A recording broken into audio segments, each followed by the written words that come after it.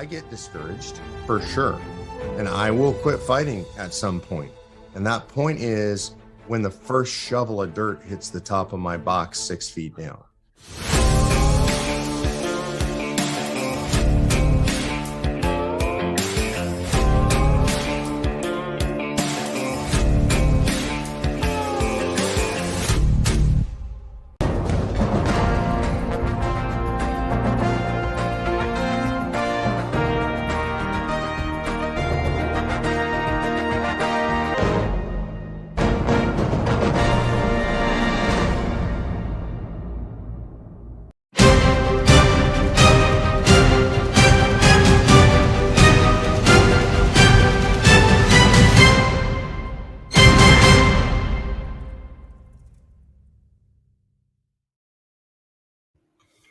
Good evening, everyone. Welcome to COS Indiana Live. My name's Dale Parrish.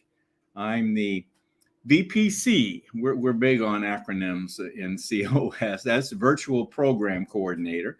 So I'll be your host tonight. And tonight we have a little change in our co-host lineup. I'm going to bring on Mr. Brandon Garrett. Hello, Brandon. Hey, Dale. They'll just let anybody run this thing, won't they? They sure will. I'll tell you. Y'all better buckle up. Would you believe Ken Kashuba, our normal co-host and state communications coordinator, I can't believe he had the audacity to choose to go on an Alaskan cruise instead of staying here to do this. I couldn't believe it. I got the news and I was like, man, where are your priorities, Ken? Isn't that the truth? I'll tell you. Well, anyway, we'll deal with that when he gets back. We'll make it work. Yeah. Well, as the role of the co-host, Brandon will be viewing our viewer comments and questions, and we'll do the best we can to reflect those as we go through the broadcast. Brandon doesn't have quite the the permissions that Ken has in the program, but we'll do our best, and we'll try to recognize any of the appropriate or applicable viewer comments and questions. So yeah, I only got the partial anointing, but if you're here live, make sure you put hashtag live. If you end up checking this out on the replay, put hashtag replay. That way myself or someone else on the team can come back and engage with your comments, your questions, all that kind of good stuff. And we appreciate you taking the time being here. I know we broadcast on Facebook and on YouTube. No matter which platform you're on, hit that like button, smash the heart button, to subscribe, notification bell, all that good stuff, so you can get notified when we go live every Monday. All right. Well, Brandon, this is broadcast number 204, and Ken, or the co-host, has been with me for 69 of those broadcasts. So we're moving right along. Recently celebrated that 200 mark, and now we're in the process of developing the next 200. So moving right along. Well, I want to show everyone what we have lined up for everyone this evening. And we got a full deck this week. I'm excited. Yeah. We've got Paul Phillips will be coming on in the first segment. And Paul's going to be talking to us about the simulation that Convention of the States is putting on coming up in August. It's being put on by COS Foundation. But Paul will come on and talk about that. Following Paul is our Jerry Rowe here. Jerry is part of our team here in Indiana as well as nationally. And Jerry's going to talk to us about artificial intelligence. So I want to stay on top of this issue and this topic as we move along.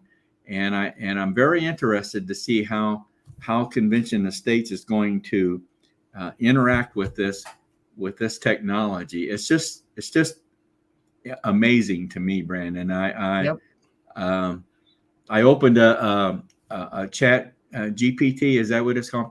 Yeah, that's one of them. There's a handful of them out there. That's one of the more popular ones. There are all sorts of them, and I played around with that, and I was quite impressed, quite honestly. But anyway, Jerry will come on and kind of start our our delve into artificial intelligence.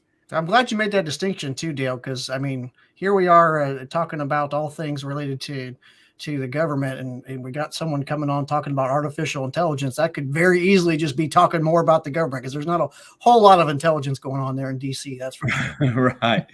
Well, and all these issues that when we talk about them, we want to talk about them with respect to the COS, how it relates to COS, or how COS relates to this particular issue.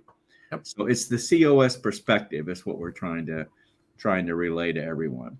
Okay, and then after Jerry, we'll have one of our newest region captains, Chris Takis, and I always have a problem pronouncing his last name, but Chris is our newest region captain, and we'll introduce him to everyone again and get his bearings and objectives. And then time permitting, I'm going to jump on the soapbox tonight. I've got a little thing that I've recorded that I want to talk about. As you all know, our country just hit the $32 trillion debt amount. And I just felt like I needed to get on the soapbox and rant a little bit about that. So I'll be doing that time permitting. That'll be after our guests this evening, Paul, Jerry, and Chris. So let's get going with our first guest, which is Paul Phillips. And I want to introduce him by playing a little video here with regard to this upcoming simulation, and then we'll bring Paul on. So let me find it here, and we'll get it going. If the government ever becomes a tyranny, we're going to give you this gift. You get a chance to get together, get your commissioners together from all over the country and restrain that tyranny. But because it's never been done, we wanted to see it done. We want it to be tried out so people understand, how does it work? What kind of rules are there? What will be an interplay between commissioners? You know, when you're going to do something this important, it's important to practice. Giving knowledge, information, vision, and hope. Hope that the federal government really can be curtailed, and that this process really can work. And this is the real deal. I mean, this is kind of the precursor to the real Super Bowl. Delegates, commissioners from all 50 states. They're going to be able to go back home and talk to their fellow legislators and say, look, let me tell you exactly how it worked. I can tell you from firsthand, it can be done. It will be effective. So I think there are people who've never even heard of it that are going to see this and be impressed. And I think that builds enthusiasm. This is the defining moment and the last opportunity to get our republic right. We need a solution as big as the problem.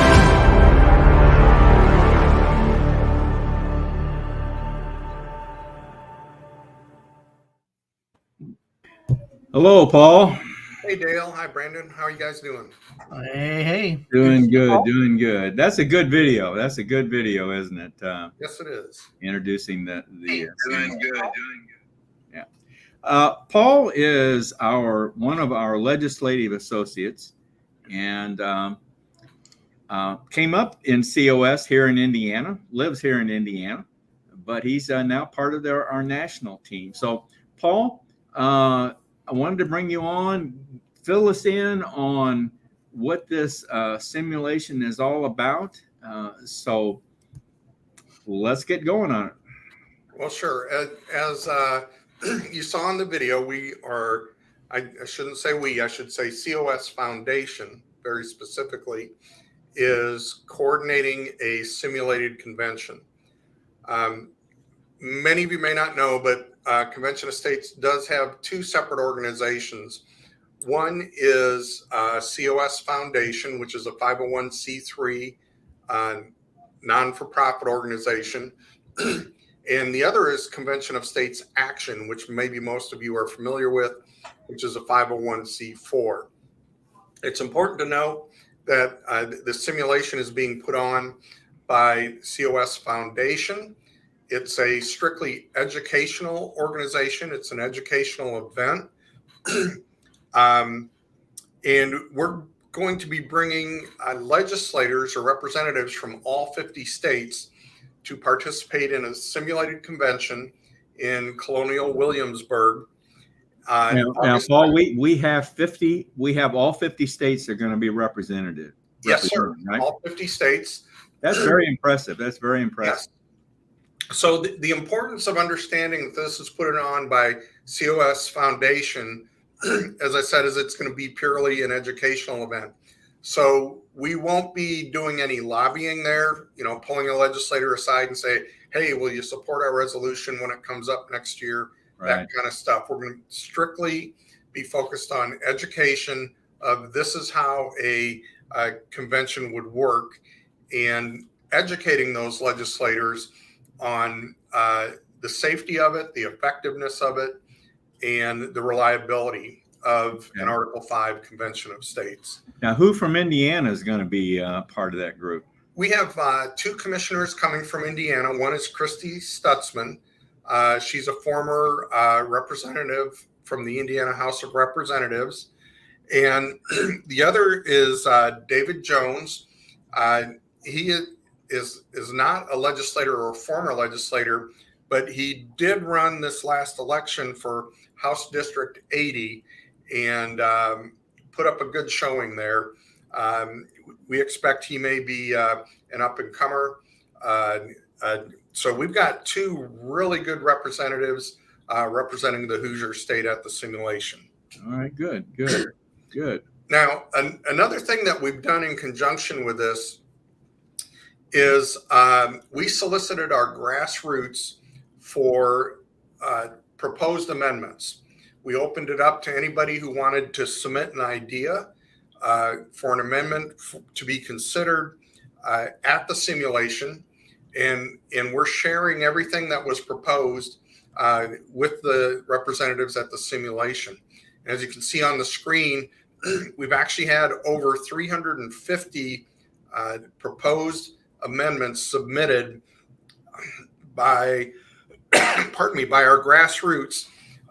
We actually had 130 different people submit amendment proposals. Wow. From 41 states. And I know Dale's going to pop it up here. Indiana came in number 4 with 31 proposed amendment ideas. That's really great. That's really good. Number 1 was Virginia with 50. Number 2 was Texas with 37. And number 3 was Florida with 36. Wow. So Indiana's up there with some of the bigger states. That's good. So really showing our muscle here in terms of amendment proposals. Now, for viewers that may not be familiar with this is what the Convention of States is all about, is proposing amendments, right? Absolutely. And while this is all being condensed down into just a few days, obviously the actual process would be a much longer process, but that's what this is all about, is proposing amendments to the Constitution, dealing with specifically 3 areas. And what are those 3 areas again, Paul? One is fiscal restraints on the federal government. Another is limiting the scope or power and jurisdiction of the federal government. And a third is imposing term limits on federal officials. So that can be the president, the Congress, judiciary, and the administrative state. Okay. All right. Good. That's the big one. That's the big one. That is so much. The government overreach and area is such a broad area that covers so many things. But I'm hearing term limits being mentioned more and more frequently, quite honestly, in the news. So I don't know if that's beginning to catch on or not. So. That is a very popular area for amendment proposals. Yeah. Okay. And when's this going to be held, Paul? So this will be in a few weeks, August 2nd through the 4th. And what's really exciting about this is on the 4th, there will be the term will be a plenary session, a meeting of all of the commissioners. So on the 2nd, they'll arrive, opening ceremony, that kind of stuff. On the 3rd, on Thursday, they will break into 3 committees to work on the 3 subject matter areas that we just discussed. And each committee will come up with proposed amendments. And then on Friday, that's when the whole group will meet in a plenary session. They'll discuss the proposals from the committees, and what we're expecting is they'll adopt some of these proposed amendments by a majority vote. And actually, it's very much following the same agenda that we used back in 2016 when a similar simulated convention was held in Williamsburg as well. Yeah. And that's going to be live streamed on the 4th, right? Absolutely. And we would invite you to watch that live stream, not just by yourself, but a watch party. We were talking before we started here, kind of like a Super Bowl party. Get your friends together, friends and family, and sit back and watch the proceedings and get a sense of what an actual Article 5 convention for proposing amendments would look like. So it's going to be that Friday session from 8 a.m. to 4 p.m. will be live streamed, so you can watch it. Now, if you can't get away to watch that, it will be recorded and the session will be made available to watch after that.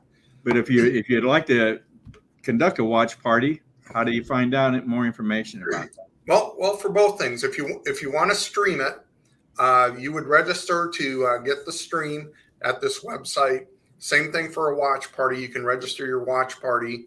That's COS Simulation 2023.org. And that website will explain a little bit more about the simulation and give you some links to get the live stream and sign up for a watch party. Excellent. Excellent. Paul, thank you very much for bringing us up to date on this. This should be a really special event. I know the one that was done in, was it 2016? It's been that long ago, huh? Yeah. Yes. Was a great success, and this I'm sure will be the same thing. So thank you very much, Paul. You're welcome. All right. And we'll expect a full report, Paul, when you get back. A little birdie told us that we were going to be. I'll try to wave to you if they catch me on camera. All right. Thank you, Paul. Have a good evening. All right. Well, Brandon, let's move right along here and let's get into another really hot topic, and that's artificial intelligence. And I wanted to bring on our own Jerry Rowe, and let's bring him on and talk about this. Hello, Jerry.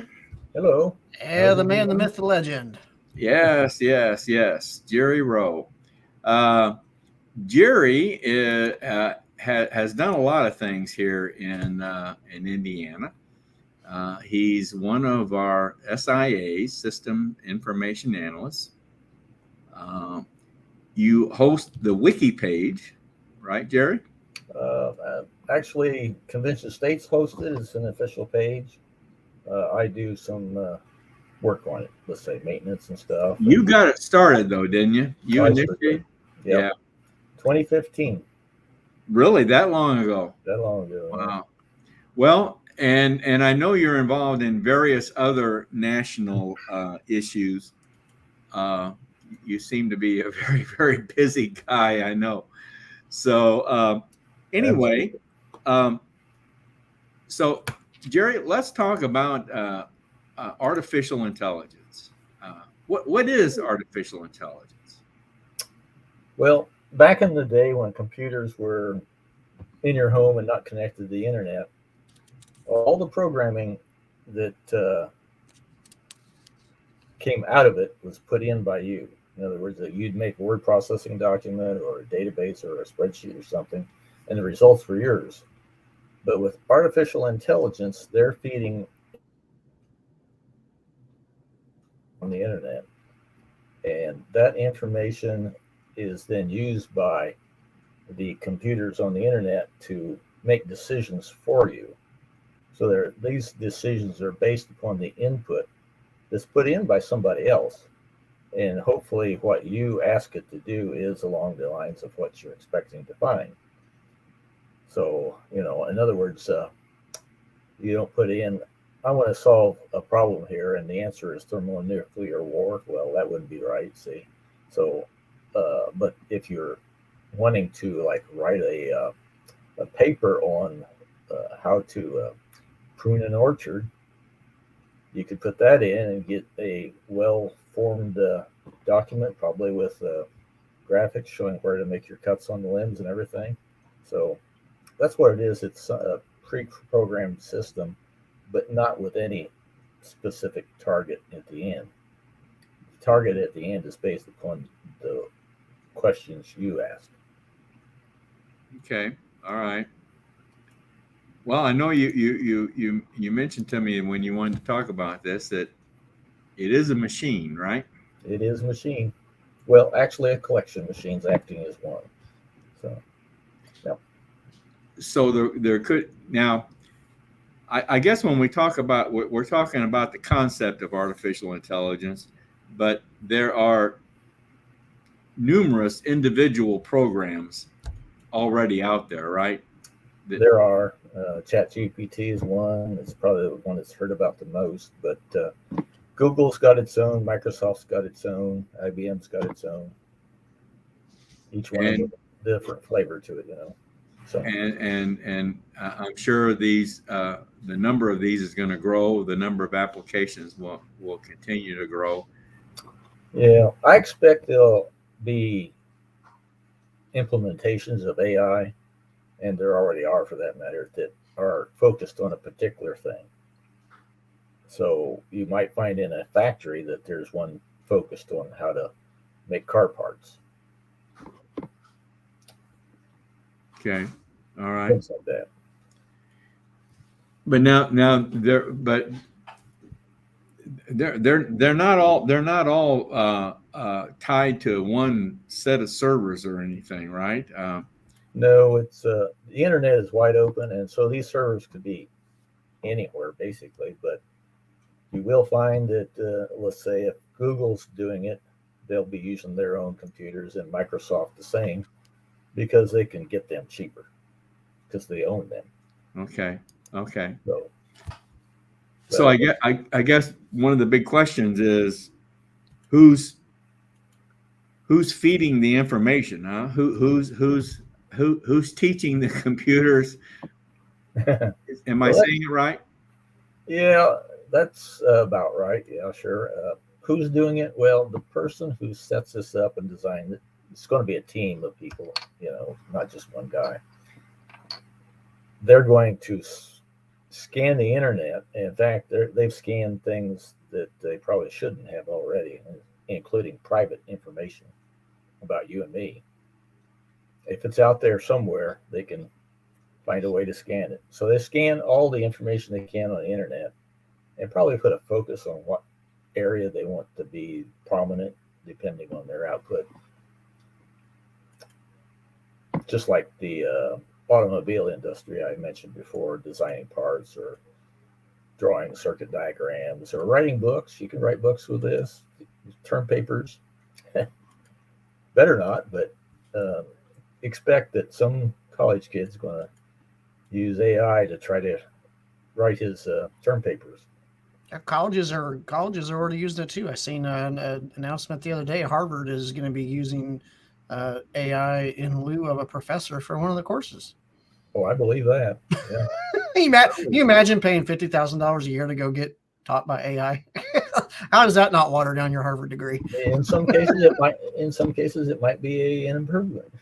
I'm trying to be nice, but how is a teacher going to know whether or not the paper that the student is turning in was generated by AI or not? You know, one way is to ask AI. Seriously, you could ask the artificial intelligence system, is this generated by an artificial intelligence program?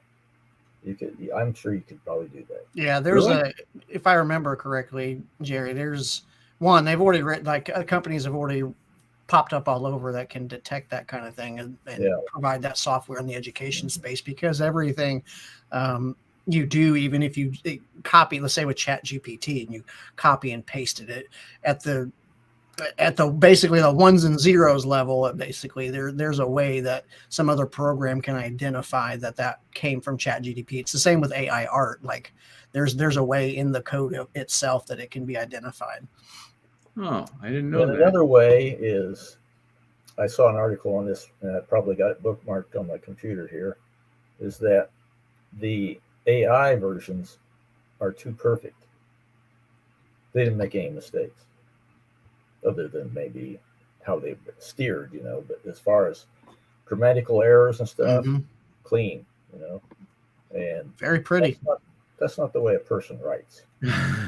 So that'd be a tip off right now, right off. This is too good. This kid didn't write this. This kid's not smart enough to write that. Yeah, that's interesting. Well, I know I've told you in preparation for this segment, I told you that I went into Chat GPT and I fed it some information and about Convention of States and about our broadcast, COS Indiana Live.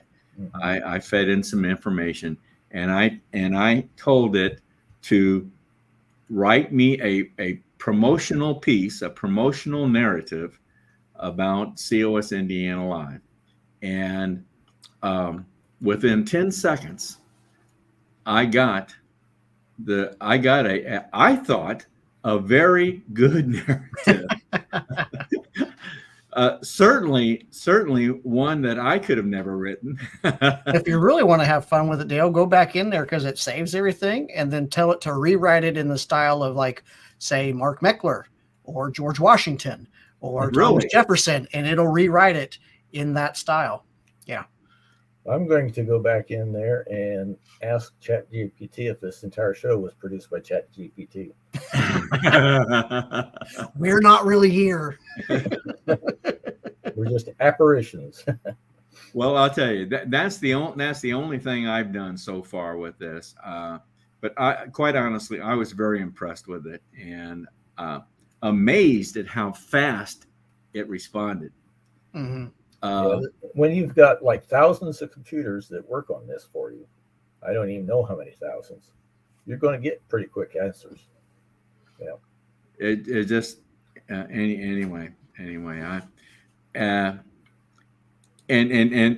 I understand that there are a number of other applications already out there. I know Ken Kashuba, our state communications coordinator, I know he uses AI on one of his programs that he uses for video work, Cava, I believe it is. You can create images. You can. Brandon, didn't you use it to create a picture of yourself or something? Yeah, I've played around with it a little bit just to see what it'll do and all that. It's very interesting. And we got a question in the chat that actually ties right into kind of where you're going with this conversation, Dale. It's actually from our state director, Dale Tippin.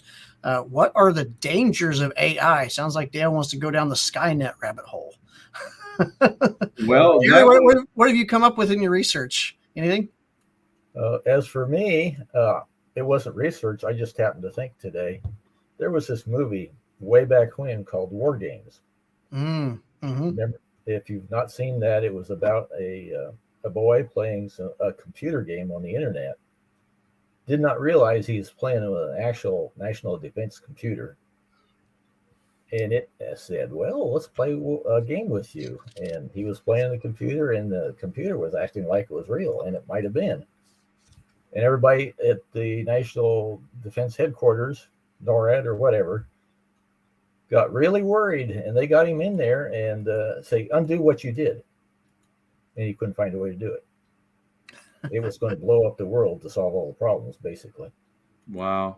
Well, the answer was he got it so busy playing a chess game or something like that, checkers, that it just spent all its time doing that. But it also was still calculating on the backside and said, well, I can't win at this game I'm playing. The computer's saying that. Guess what? Global thermonuclear war doesn't win either. So it just shut down. Huh. And that's available free on the internet, probably on YouTube. Let's say it's a 1980 something movie, I think. Wow. So Well, it can go bad, and it can go bad in moderate ways too, because you can ask questions about politics, let's say, and direct it in the wrong directions, which is the way the country might be going now, let's say, and ask it ways to make it go faster. so there's potential good and bad in a machine like this. is Google the top player right now? They're one of the top players, and as far as money and power, control of machines on the internet, they could be the top player. Now, where are you familiar with Elon Musk and his? Yeah, he's got I think, doesn't he do the Chat GPT? Well, he helped found OpenAI, who created ChatGPT, and I watched an interview with him recently, and there's some bad blood there because it was originally created to be open sourced and all that stuff, and then Microsoft got a hold of it, and now Elon's not very happy. So we'll see what he decides to do about that. He hinted in the interview, I think it was with the BBC, that he was not happy with the direction that it was going, and it's outside the scope of the agreement that they had. It's one of those cases where the mad scientist designing it loses control of it, and politicians take care of it from there. So, okay. Yeah. Well, let's wrap this up. I think we've already hit on this as potential for good or bad. And I think obviously the COS perspective here is, if government gets involved in this, if government is a big player in this, it just opens the door for more government overreach. Mm-hmm. Without a doubt. Yeah. And I think that's, of course, it's I'm sure it's already being used in government, right? I mean, so. Yeah, there's local municipalities that are using it. There was it's been about a month ago or so. There was an article came out where they were testing AI with the drones and running kind of what Jerry was talking about with the movie War Games, and the AI running the drone ultimately killed the operator because it didn't like the command that it was given. Because it figured out, hey, I'm supposed to go do this, accumulate so many points, and then the operator give it a different direction, and that was counter to what it thought it was supposed to be doing. And the only way to, quote, overcome that was to remove the operator. So in the simulated environment, it killed the operator. Yeah. All right. So nothing to worry about. We're just heading right down Matrix and Skynet. No big deal. Nothing could go wrong here. No problem. Citizens trying to control citizens and legislators and stuff in government, that's kind of almost fair. But when you got the government also using AI against the citizens that don't have that advantage, then it's all of a sudden very unfair. Yeah. Well, Jerry, I want to stay in touch with you as AI issues arise, because I think as Convention of States, we need to stay on top of this piece of technology, this movement, because I believe it's going to be a big role in our society as time goes on. So, want to be bringing you back from time to time. All right. Thanks, Jerry. Have a good evening. You too. Oh, very interesting, Brandon. I'll tell you that's an area of technology that I think it's just unbelievable that the possibilities of it. Yep, it really is. In some regards, it's very, very good. I liken it to the creation of the internet. Like this is a huge piece in our progress forward, kind of as a species, as human beings, right? But at the same time, we're kind of playing with fire because we don't fully understand the ramifications. There's been reports of, Google that had a whistleblower that they tried to silence come out and say that Google had lost control of theirs at one point and had to shut it down because it was learning things, teaching itself things that it wasn't programmed to do. So we've got to be very on top of this as citizens, because like Jerry was talking about, it's one thing if we play around with it. It's another thing if the government tries to leverage its ability. Not that our government would ever do that. Oh, no. Nothing could go wrong there. Not Nope. at all. No. Not at all. Well, and we're already concerned about the impact on the upcoming election, 2024 election. Mm-hmm. Were you telling me about this, or someone else was telling me about they have the ability now to have an individual, or they can duplicate another person's voice. Oh yeah. Yep. Right. Yeah, and actually, just over the weekend, this past week or over the weekend, when I saw the report, DeSantis's campaign got a lot of pushback and some really, really nasty things from some people in the media, because one of the ads the newest ad that he just launched has some AI generated images in it of Trump and had it out there and passing it off as if they were actual images. So this is, obviously it's not necessarily Ron's direct decision, but that's kind of the avenue that you're mentioning there, Dale. So it's a concern because not everyone is going to be aware that this technology exists or to what extent that it's able to be used. Right. So we got to be very mindful and very vigilant. You're right. That is so dangerous. All right. Well, let's move on. That was very interesting. Let's move on now to and focus on in Indiana. And I want to bring on one of our newest region captains, Chris Tackus. Hello, Chris. How you doing, guys? I don't know if I should follow a discussion like that. Just a term alone, artificial intelligence. Never follow a better act. Where does that put me at then? Well, we put you at the end because we wanted to bring you on and have some actual intelligence. Okay, great. And AI is okay, Chris. Actual. $100 checks in the mail, Brandon. That's on the way to say those nice things. Sweet. I'll check it out. Well, I'm happy to be here and just happy to be in this new position. Seems like, Dale, it was only a few months ago we did this, and I was a district captain, and now all of a sudden a region captain. It happens this way in Convention of States. A person comes on and really does an outstanding job as a district captain, and boom, they're all of a sudden a region captain. Speaking of which, Brandon is a region captain too. Yes. So that's a rumor. Yeah.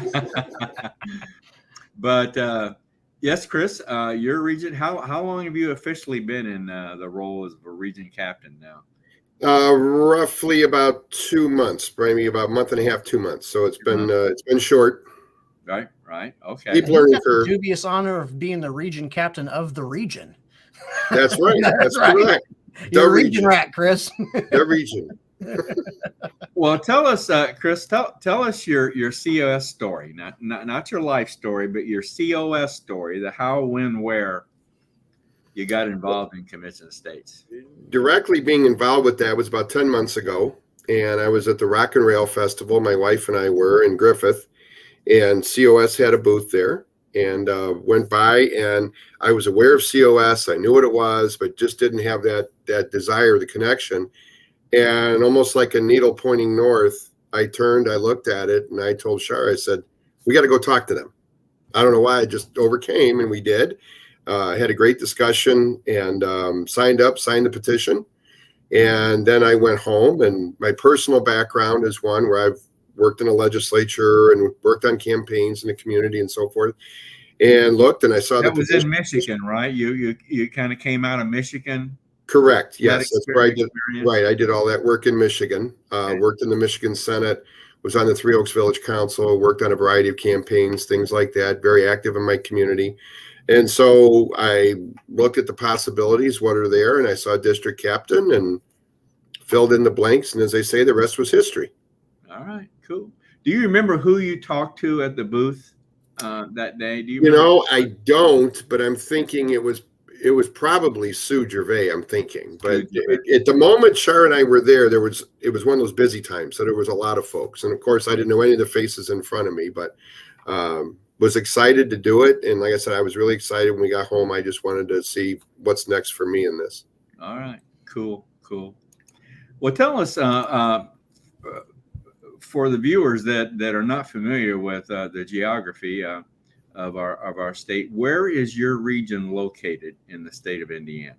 I am in the farthest northwest corner. So if you were to look at some of the municipalities folks might be familiar with, Hammond, Gary, East Chicago, kind of wrapping Lake Michigan up to Michigan City, a little further east along the Michigan line.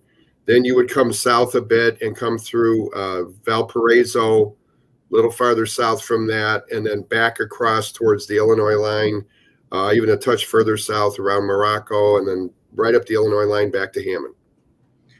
Very, very completely conservative area, right? Well, Dale, I'm going to invite you for a weekend, and we're just going to take a car ride. And I'll let you answer that question. Yeah, you'll see just how conservative it is, Dale. Basically, if you're north of US 30, it's purple where I'm at right here in Maryville, but it gets quite blue as you go north, which is Gary and that area. Yeah. 30 seems to be the dividing line in my immediate area, and certainly as you go farther south, Crown Point in those directions, it certainly gets to be more of a red area. Yeah.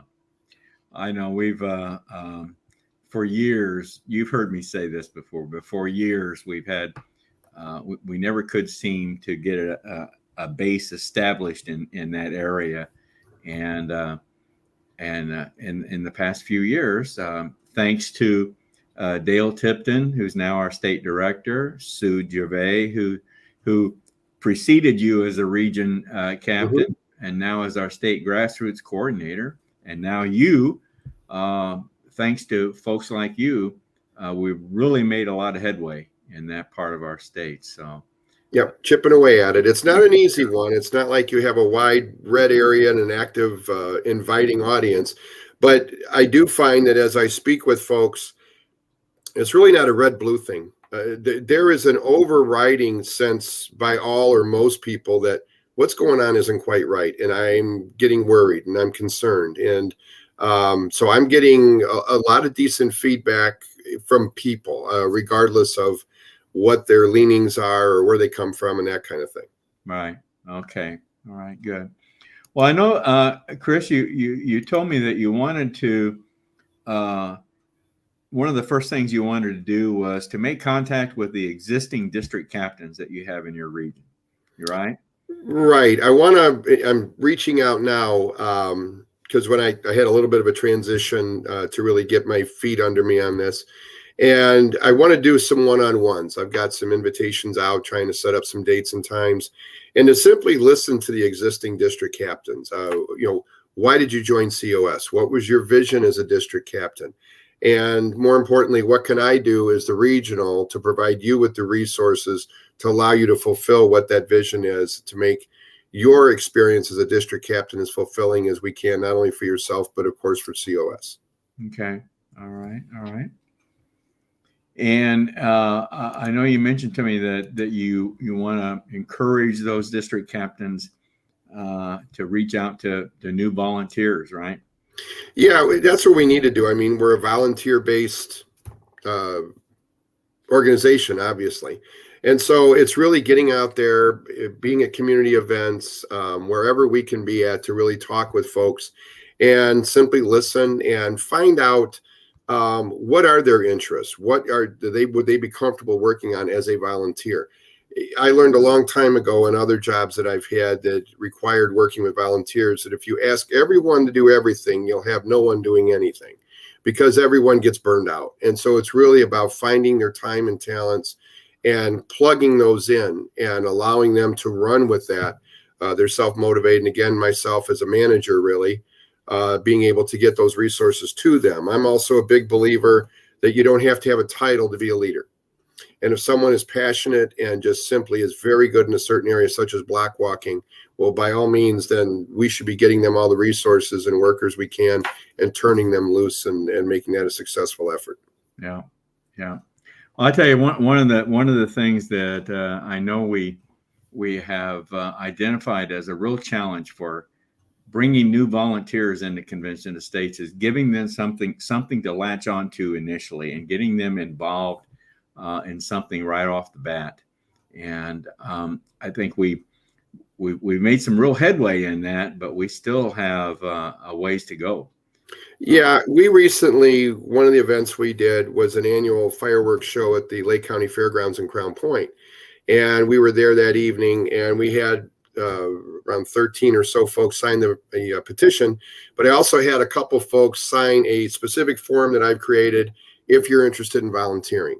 And it isn't just your name and address and so forth, but what other organizations do you belong to? And then there's a whole list of checkoffs that they might be interested in working on. And then I'm going to come behind, or the DCs will come behind, district captains, and contact those folks right away. You literally, I think you've got about 48 hours to make that connection. If you don't, they exponentially just start drifting away, and then it's not there. And so that's the key, is gaining the information, but the timing of getting with them. Yeah. Yep. And those other things that you talk about, those can be non-COS things. I mean, they can be school boards. It can be a whole host of community, other community type organizations, right? Correct. And that's what we're trying to find out, is what are your other affiliations? Maybe you have aspirations. Maybe you have all of these other aspects. So yes, it does not have to be specific to COS activities, but things that maybe it's a partnership opportunity or those kinds of things with COS that they're involved with that, you know, we can hook up with. Maybe it's an organization that would like a presentation. Maybe it's somebody that would need volunteers to help in their specific community event. Why couldn't COS provide that with some COS shirts on and help those folks out? So there's a lot of good opportunities, I think, out there. Is just simply listening and making the connections.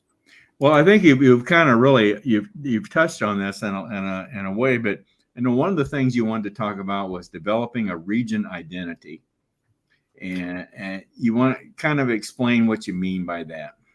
Well, I think we can't just come at it with cookie cutter. I mean, certainly, Brandon's area as a regional captain is going to be very different within its culture and its area as opposed to Northwest Indiana. So I think we also have to be an organization that plays to what is that identity. And that identity really is going to be established through our volunteers, through our district captains, and that feedback in the opportunities and the activities that result from that. And then from that, then this is who we are. And it doesn't make us right or wrong, but it's going to make us stronger because we gain something that you really need to be successful, which is relevance. Okay. All right. Good. Well, tell me, what kind of events have you got going on? Have you got anything planned? Or tell me, now I know you were conducting a town hall meeting in Maryville, I believe it was, as a district captain, right? Correct. To start out as district captain, and all of a sudden the letters got switched in my title. But we had a first town hall. It was at the community center here in Maryville. And Dale was there speaking about basically what is the history and structure, who is COS. Sue Gervais came and gave a report on what's going on locally, statewide, and nationally. I spoke about opportunities and encouraging folks and making them realize this isn't us speaking to you. We're all in this one with equal contribute in this meeting, and what can we do, from there? And so it was really opening up a we and not so much an us and them. And that went well. And we had a couple of those. And then we had a third one, which was really more of a strategic planning and visioning session of, okay, let's start looking at what are our goals? Who are we? Again, playing that identity piece for Northwest Indiana and then working at it from there. Oh, boy, I think that's a good way to get people involved, is to get them involved in planning what you're going to do. What's your strategy going forward? That certainly would help get people involved. Yep. Yeah. Then we've got events wise, you had asked, we just did that fireworks show, but we've got the same event that hooked me in the first place, Rock and Rail. We've got that coming again Labor Day weekend. So right now we're currently working on the staffing, and I've got shifts divided out for it and stuff like that. And I think we're going to do very well. And hopefully we get twice as many petitions and even more active folks. You know, I've heard two places in your region mentioned frequently. I don't know if they're beds of activity or what, but it's Griffith and Crown Point.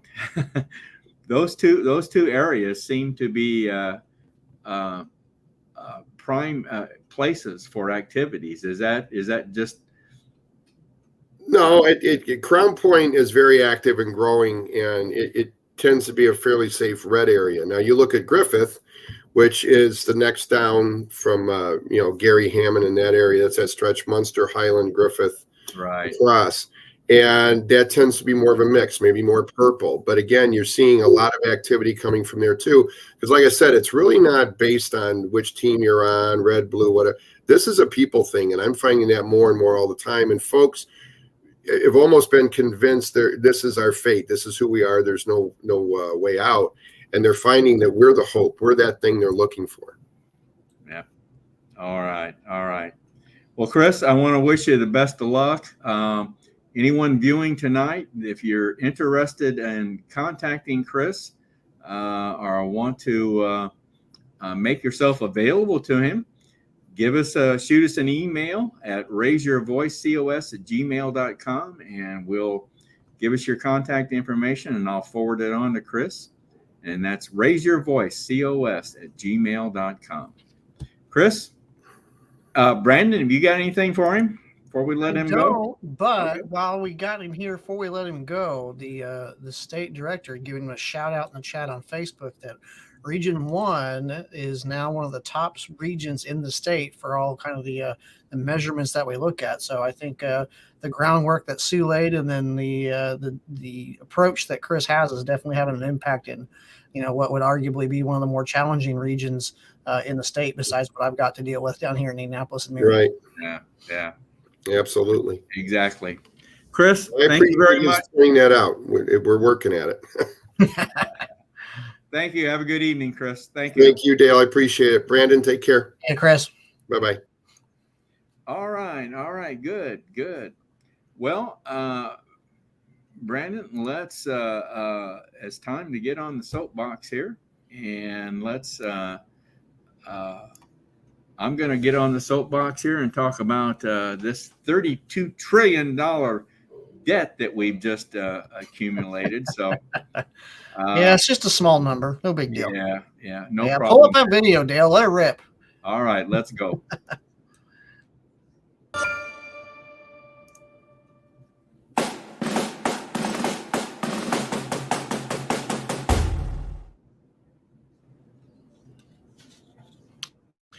Hi, everyone. My name's Dale Parrish. I'm the virtual program coordinator for Convention of States here in Indiana, and I'm going to get on my soapbox tonight. I'll tell you, we've talked about this topic before here on COS Indiana Live. Gary Harbaugh is our resident expert on the national debt, but I saw an article recently in the Epic Times that just really triggered my interest, and I just have to say something about it. You've probably heard this said already, but I just wanted to reiterate it and say it one more time. But our national debt just tripped over the 32 trillion mark for our country, and it hit the 32 trillion mark on June 16th, just very recently. So, folks, this is just amazing to me. It's just amazing. What I saw was an article in Epic Times, and was an article as of June 17th, talking about the country hitting the $32 trillion mark. And this is the young lady that wrote the article. I cannot pronounce her name, so I'm not even going to try. But she wrote this article, and I thought she pretty well summed it up as to where we are with our national debt. According to the article, the CBO projects that here in the fiscal year 2023, we're going to realize a $1.4 trillion addition to the deficit. Excuse me, I'm saying that wrong. We're going to realize a $1.4 trillion deficit for the fiscal year ending 2023. Now, I know the debt ceiling has been in the news, and I know all this deal going on that was negotiated, between Congress and the president. It's not doing it, folks. This is not doing it. We're still going to realize a deficit in 2023. And as a matter of fact, the CBO projection by 2033, folks, we're talking about a decade from now, that the debt could reach $50 trillion. Ladies and gentlemen, I tell you, that's unbelievable.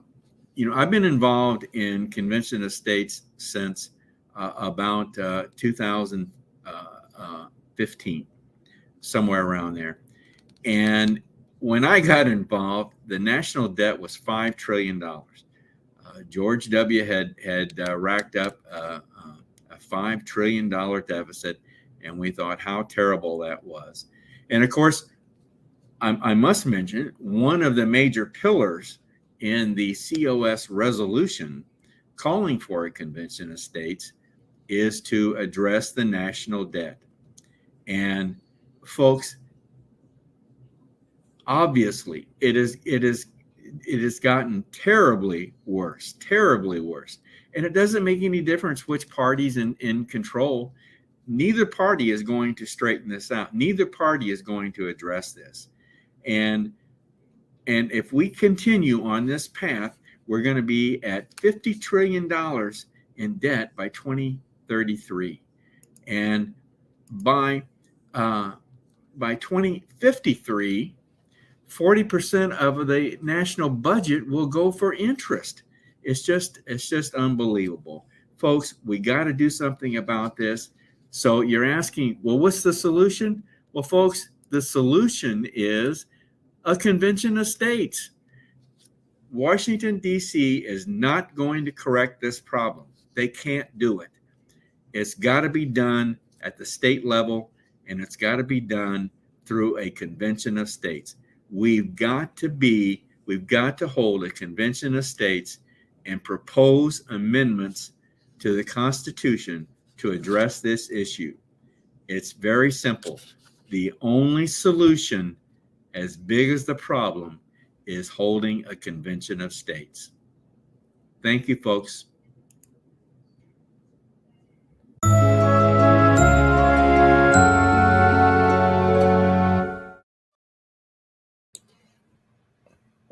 Some big numbers, Dale. Unbelievable, isn't it? Unbelievable. It's just amazing that continues to go on. We have to continue to have that conversation. I mean, yeah. Think of it. What would happen if you ran your personal family household budget that way, or if you're a business owner out there? What happened if you ran your business that way? I mean, it's just absolutely ridiculous that we even have to have a conversation about it. It's like you give a teenager a credit card and he keeps maxing it out, and you keep raising the limit. Like, at what point do you be like, hey, no, like, we're not doing this anymore? It's just absolutely insane. I know. And but we're going to keep talking about this because it continues to be an issue, and apparently it's going to be. And I really hope that in this simulation that's coming up in August, I really hope that this is should be one of the areas addressed. I'm sure. Mm-hmm. Mm-hmm. Yeah, I remember it's been a number of years ago, quite some time actually, but kind of tongue in cheek, but even Warren Buffett in an interview had said, hey, I can solve this national deficit, the debt problem. And the interviewer was like, really, how? He said, just pass a law that says that anytime the Congress doesn't balance the budget within 3% of GDP, every city member of Congress is ineligible for re-election. That would get some attention. I think that might do it. All right, let's wrap things up here then. Brandon, our next broadcast will be, of course, next Monday, July 17th. Got a good one lined up for that evening. We're going to touch on DEI that evening. Oh boy, diversity, equity, inclusion. We're going to touch on it. Now, the next roundtable is going to be on July 24th, and right now we're looking at DEI being the topic of discussion for the roundtable. So that ought to be interesting too. And I also want to also mention that we have podcasts going on, COS Indiana Live Voices, and our latest episode has now been published, where we interviewed Thomas Schultz, one of our region captains and one of our most recent challenge coin recipients. So you'll want to listen in to what and learn more about Thomas and what he's all about. So we're really having a lot of fun with this podcast. I think we've got some good people lined up to talk to, some outstanding individuals, and we have a lot of them here in Indiana. And these are the people that we want to feature on this podcast. So be looking for, you can find those podcasts on Spotify.com. That's Spotify.com. All right. And Brandon, I did, last thing I want to mention is, once again, our email address, raiseyourvoicecos@gmail.com. So we check this address every day. So if you have any comments or questions after the broadcast this evening, feel free to drop us an email. And yes, definitely shoot us an email. Somebody on the team will get back to you. Or if you'd be interested in maybe being a guest on the show, I know Dale's big focus going into the back half of the year here is to have more people within the local communities here in Indiana as guests on the show. So if you've got if you've got a soapbox that you want to get up on, shoot us an email. Let us know. We can probably work you in.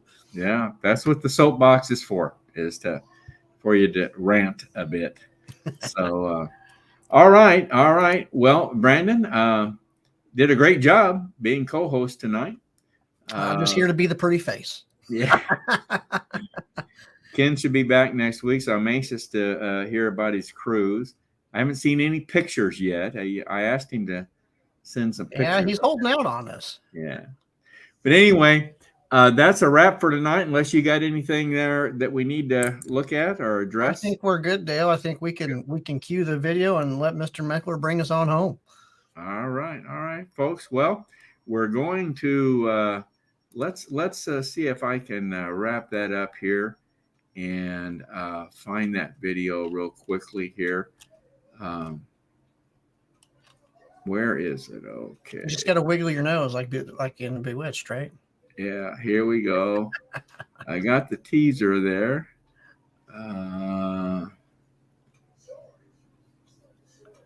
Here we go. Okay, folks, we'll be signing off as soon as this video is over. So everyone have a good evening. I struggle to empathize with people who would give up. It doesn't make sense to me. Sam Adams said, for those of you who prefer safety and security over liberty, over the animating fight for liberty, I hope that you enjoy licking the hands that feed you. May your chains rest lightly upon you, and may posterity forget that you are our countrymen. Like, do you understand that your kids and you are sentencing your kids and your grandkids and your friends' kids and your neighbors' kids to a lifetime of slavery and servitude, literally, of fear, of living in the darkness, but never, ever, never, never, never give up. George Washington lost the majority of his battles that he fought in the American Revolution. If you read his writings, if you read the letters where he was writing to Congress asking for money and troops, he was saying, we're losing. I don't have the troops I need. I don't have the supplies I need. Did he quit? What about the guys on the beach at Normandy? Like, what did they do? Did they just quit? Oh, there's, a lot of guys are dying around me. It's really bad. It looks really dismal. Those cliffs are huge. Machine gun fire raining down on us. And it's too hard. We should just quit. Thank God those people didn't quit. If they had, where would we be? I get discouraged for sure. And I will quit fighting at some point. And that point is when the first shovel of dirt hits the top of my box 6 feet down.